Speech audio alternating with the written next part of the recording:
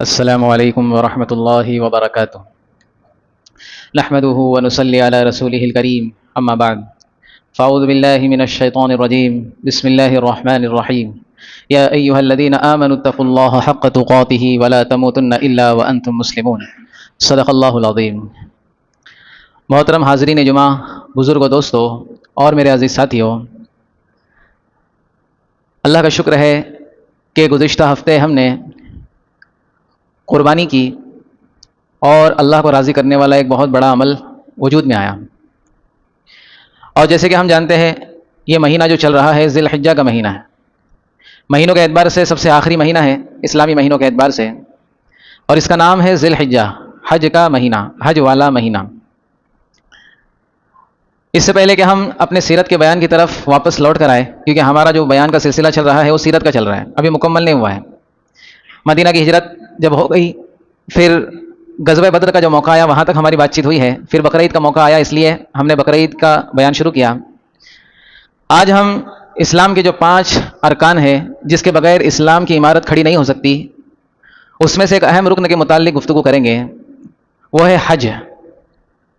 حج سے متعلق ہم چند اہم معلومات حاصل کریں گے تاکہ ہم کو اس پر عمل کرنا آسان ہو جائے۔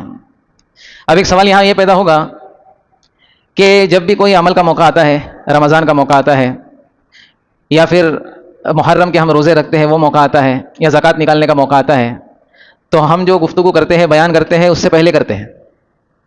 لیکن حج تو ابھی ہوا 2 دن پہلے، اب حج ہونے کے بعد حج کا بیان کر کے کیا فائدہ؟ ایک سوال پیدا ہوتا ہے۔ تو اس کا جواب یہ ہے دوستو کہ حج جو ہے یہ کوئی ایسا عمل نہیں ہے کہ آج ہم نے اس کی فضیلت سن لی اور کل حج ہے تو ہم پہنچ جائیں گے وہاں پہ، بلکہ حج کا عمل ایسا ہے اس کے لیے تیاری کرنا پڑتی ہے۔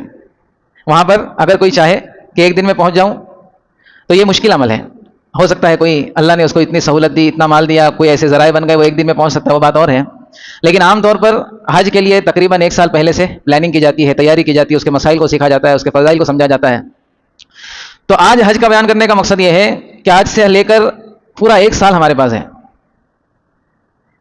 تو اس سے متعلق دوستو، چونکہ حج کا ہی مہینہ ہے اور ہمارے پاس اب 1 سال ہے، تو اس سے متعلق ہم چند اہم چیزیں سمجھیں گے اور سنیں گے۔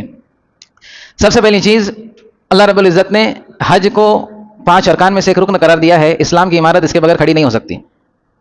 اگر کوئی شخص باوجود استطاعت اور طاقت ہونے کے حج نہ کرے تو وہ فاسق اور فاجر ہے، اللہ کی نگاہوں میں، اللہ کی فہرست میں بہت بڑا گنہگار ہے۔ اور اگر کوئی حج کے عمل کا انکار کرے کہ میں نہیں مانتا حج وج کو، نعوذ باللہ من ذالک، تو وہ کافر ہے۔ کوئی حج کے عمل کا انکار کرے تو کیا ہے؟ کافر ہے، اس کا ایمان میں کوئی حصہ نہیں ہے۔ تو اس کی اہمیت کے لیے اتنا ہی کافی ہے کہ حج اللہ رب العزت نے فرض قرار دیا ہے، اس کے منع کرنے والے کو، اس کا انکار کرنے والے کو اللہ کے نبی صلی اللہ علیہ وسلم نے کافر سے تشبیہ دی ہے۔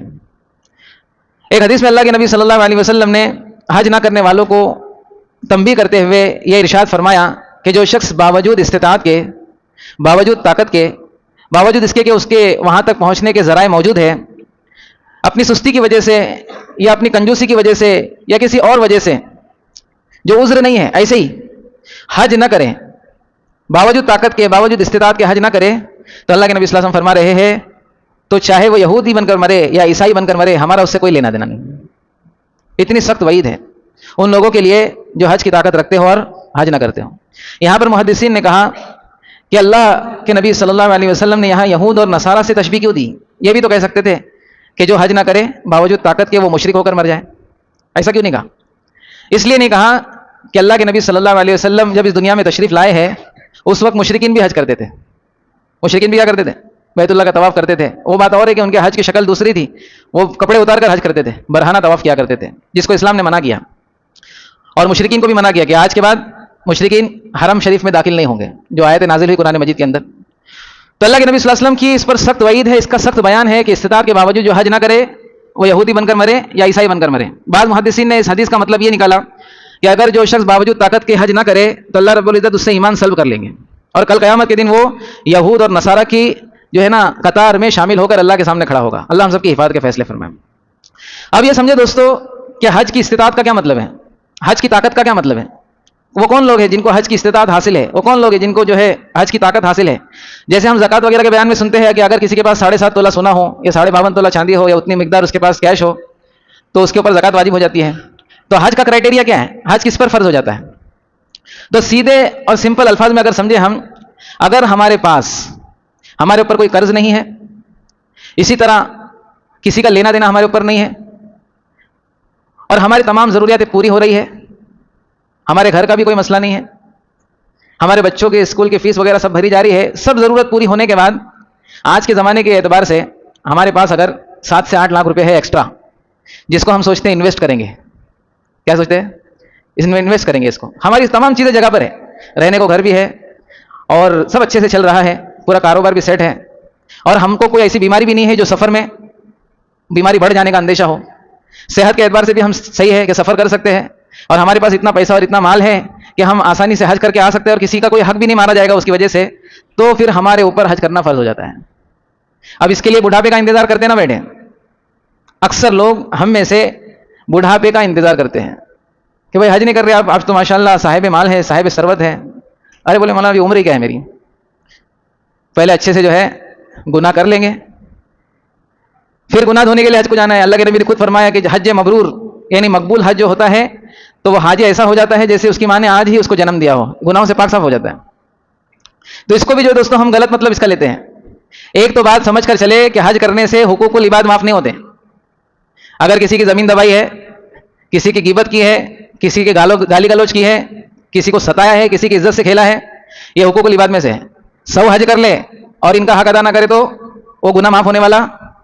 جن گناہوں کے معاف ہونے کا اس حدیث میں کہ جس طرح سے ایک بچہ ہوتا ہے معصوم، جن گناہوں کا اس کے اندر اللہ کے نبی صلی اللہ علیہ وسلم نے بتلایا ہے کہ معاف ہو جائیں گے، وہ حقوق اللہ میں سے ہے، اللہ کے حقوق میں سے. اللہ رب العزت معاف کر دیں گے.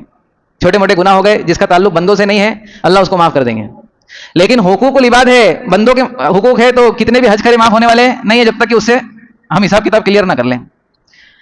تو بعض لوگ تو بڑھاپے کے انتظار میں ہیں کہ بوڑھے ہوں گے تب حج کریں گے. ایسا نہیں ہے دوستوں.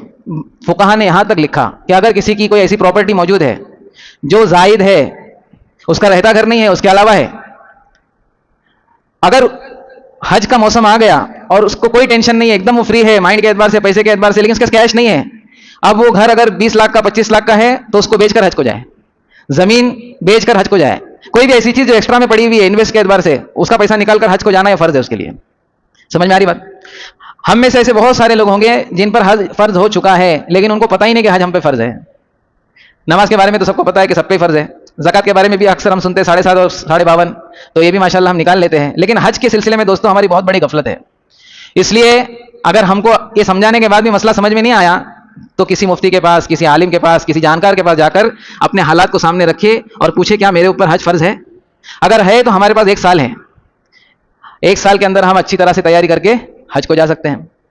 تو اس بات کی جو ہے دوستوں ہم خود فکر کریں، کیونکہ اکثر یہ دیکھا جا رہا ہے کہ حج کے استطاعت ہونے کے باوجود لوگ ٹال مٹول کر رہے ہیں. اور یہ کوئی آپشنل کام تو نہیں ہے نا، آپشنل عمل نہیں ہے، اللہ کی طرف سے فرض کیا گیا ہے. اگر کوئی استطاعت کے باوجود حج نہیں کیا اور مر گیا تو اس کے ذمے قیامت تک اور قیامت کے بعد تک وہ عمل باقی رہ جائے گا، اللہ اس سے ناراض رہیں گے. اس لیے اس کی فکر کریں کہ اللہ نے جو استطاعت دی ہے تو حج کی فوراً تیاری شروع کریں.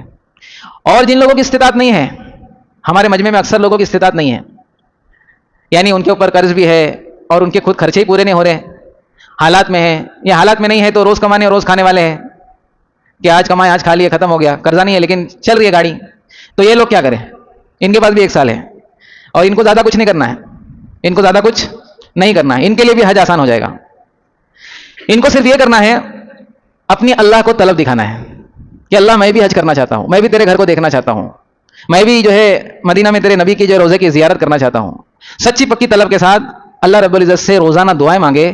اور آدمی جو بھی پیشے کا ہو، جو بھی فیلڈ کا ہو، چاہے جاب کرتا ہو، چاہے نوکری کرتا ہو، چاہے کاروبار کرتا ہو، ایک چھوٹی سی اماؤنٹ روزانہ کے اعتبار سے، ہفتے کے اعتبار سے، مہینے کے اعتبار سے سائیڈ میں حج کے لیے رکھ دیں کہ میں انشاءاللہ جب بھی یہ ہوگا میں حج کروں گا. ایک خاتون کے متعلق 2 چیزیں سناتا ہوں. ایک تو میرے جان پہچان کا ہی واقعہ ہے اور ایک میں نے کسی سے سنا ہے. ایک خاتون تھی، اس نے ایسے ہی کیا، روزانہ کپڑے وغیرہ سلتی تھی اور پیسے جمع کرتی تھی کچھ نہ کچھ. 12 سال لگ گئے اس کو. کتنے سال لگے؟ 12 سال. اور 12 سال کے بعد اللہ رب العزت نے اس کو حج کے لیے قبول کر لیا. 12 سال کی محنت. اور اس نے اپنے شوہر کو بھی اپنے ساتھ میں لے کر گئی. ایک چیز یہ ہے. اور جو میرے جان پہچان کا واقعہ ہے, ہمارے رشتے میں ہی ہے.